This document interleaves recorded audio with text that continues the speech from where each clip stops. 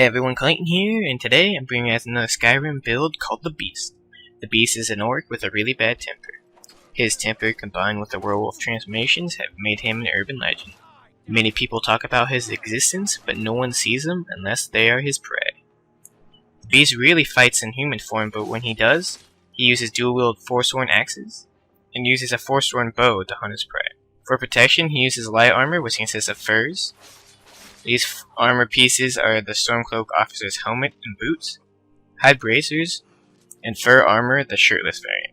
Some perks that are important for this build is a damage increase for one-handed and archery, as well as the light armor perks. One important light armor perk is Windwalker, which increases your stamina regen when you have a full set of light armor. The Orc's racial ability is very important for this build.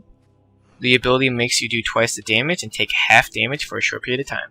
This is where he gets his bad temper from, and when you piss him off, he triggers it and becomes an unstoppable force. There is no shouts for this build since you're going to be in your werewolf form most of the time, but there is a standing stone I did use, which is the Lord Stone. The Lord Stone gives you a little bit more MR, which is magic resist, and armor.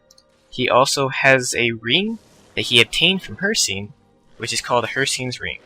This is given to you during the Ill Met by Moonlight quest. You get two options for this quest. You can either kill the werewolf, that if you do that, you get the Savior's Hide, but if you don't, you get Hircine's Ring. You want to get Hircine's Ring because this way you are able to control your transformations daily. Without the ring, you would only be able to transform once a day, which kind of makes the build obsolete. As a werewolf, you want to be able to get all the werewolf perks. These perks were added with the Dawnguard DLC, so if you do not have the Dawnguard DLC, you will not be able to get these perks.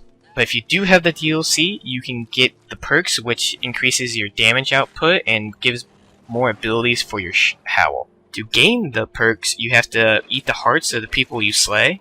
You have to eat a lot of hearts to be able to get all the perks, but I recommend trying to get as many perks as you can.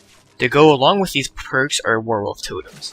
These totems are able to be obtained after you complete the main storyline for the companion quest and become the harbinger of the companions. When you do this, Alea will give you miscellaneous quests to go with her to find these totems. Each totem has a corresponding perk in your werewolf tree. When you have both the perk and the totem is when you can use the ability that's set on the perk. The first totem you'll get is a Totem of the Hunt. This gives you a detect life ability when you use your howl, which sees all life forms around you. When it's blue, it means the thing is not aggro, and then when it's red, it means it's aggro. It doesn't mean it's attacking you, but it's attacking something in the area. The next totem is a Totem of Brotherhood. This has two perks with it. One perk summons 2 ice wolves, and the next perk summons 2 werewolves.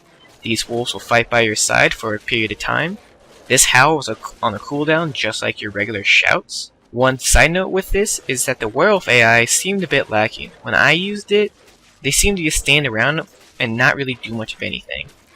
This might be my game, so I'd recommend checking it out before you make that your main totem. The next totem is the Totem of Fear.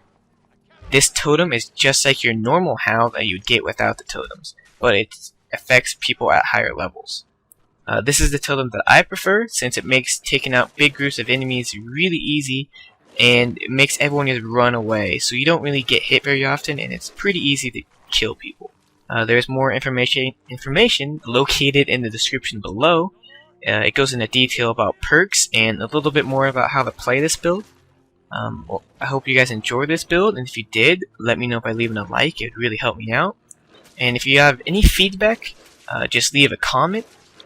Also, if you want a build to be featured here, leave a comment and you can give me a couple ideas. I have a couple ideas bouncing around, but I could always need more. Also, if you haven't already, check out my other builds. There should be 2 links on the screen for my 2 builds that I picked for you to watch. So I'd like you to check those out, and that'd be really helpful for me. Anyways, thanks for watching everyone, and this is Clayton, signing off.